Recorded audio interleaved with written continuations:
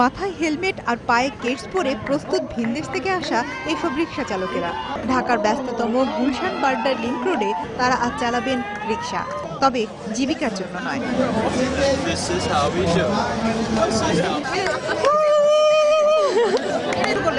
America, Europe অথবা মধ্যপ্রাচ্য কোন দেশের নাগরিক নেই সেই রিকশা রেসে দলে দলে ভাগ হয়ে বুঝতে চেষ্টা করছেন জনপ্রিয় এই বাহনের আনন্দ আর কষ্টের অংশটুকু।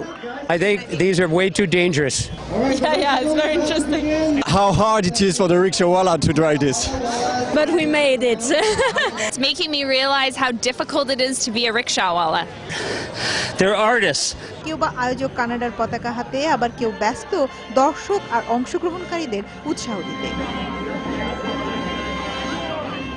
পুরো আয়োজনের মূল উদ্দেশ্য অ্যাসিড সন্ত্রাসের শিকার যারা তাদের সহায়তা করা। I think a really interesting way to fuse sort of values and cultures, right? It's a way to have fun, but also raise awareness and raise money.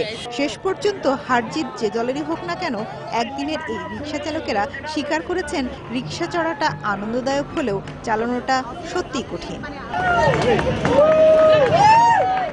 বাড়ি ৭১, ঢাকা।